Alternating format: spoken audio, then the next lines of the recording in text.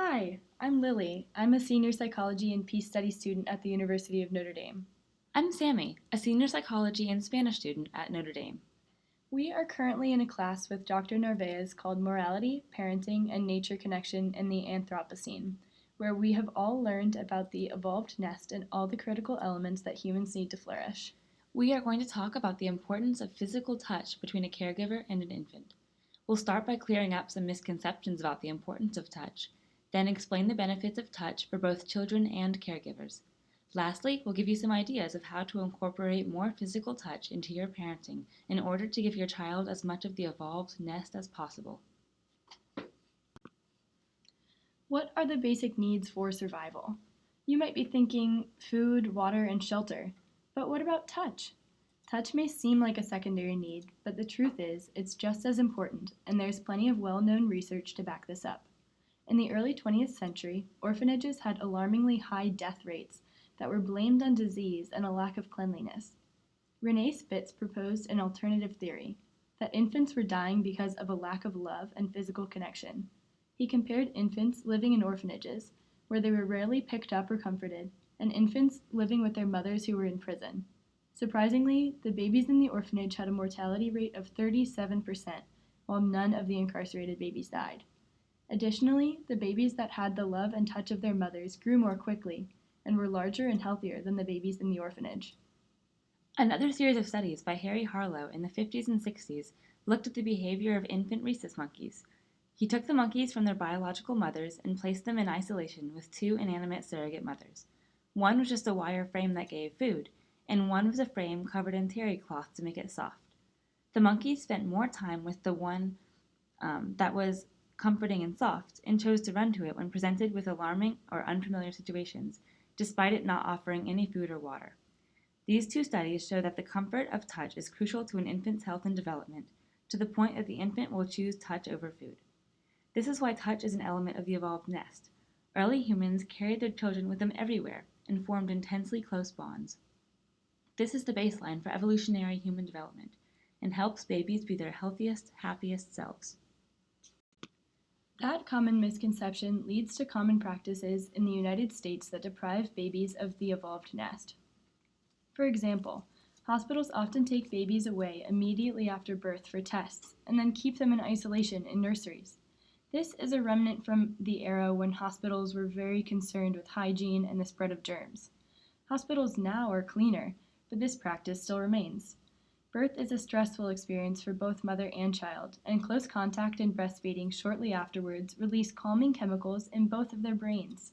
By separating mother and child, the hospital robs the baby of the chance to be soothed by the mother and delays the process of bonding.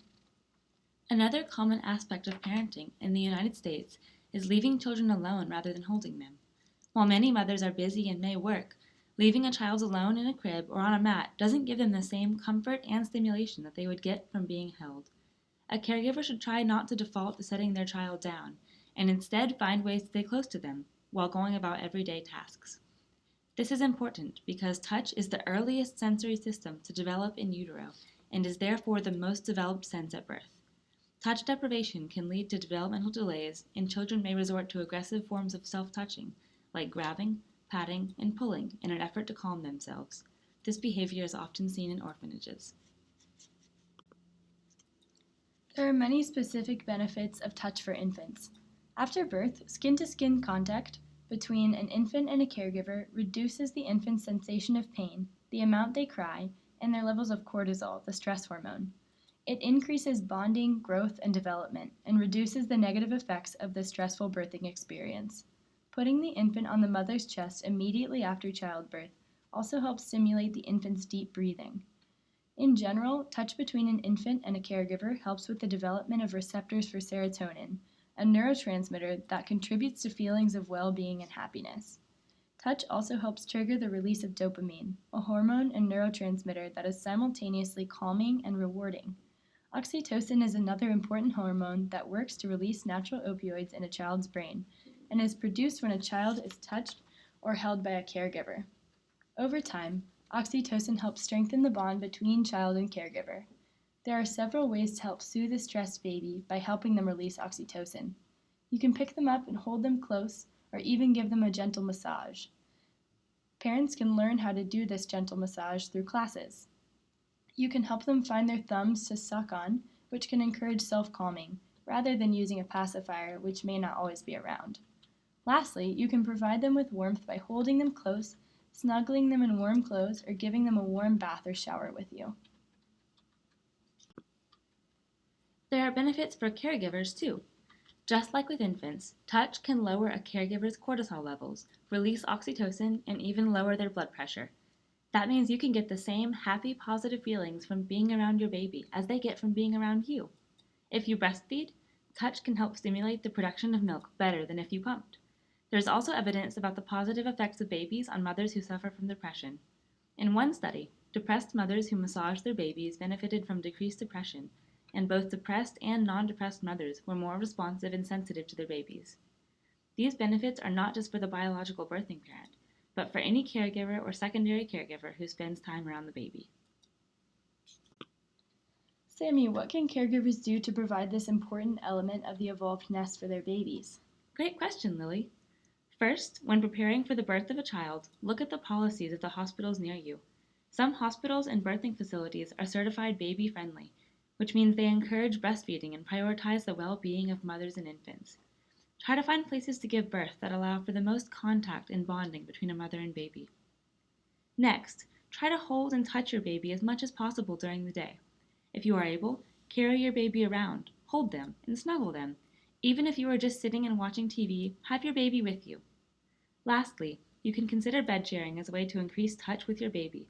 This is the practice of letting babies sleep in the same bed as the caregiver or caregivers. The close contact throughout the night helps soothe infants and strengthens the bonding between infants and caregivers. For information on how to co-sleep safely, go to cosleeping.nd.edu.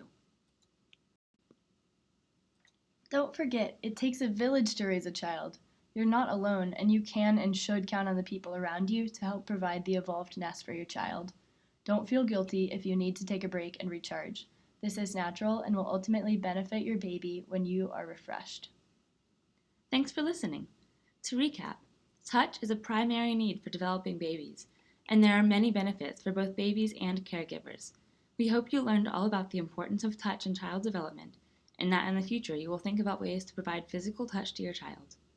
We hope we've encouraged you to snuggle all the babies in your life. Happy loving!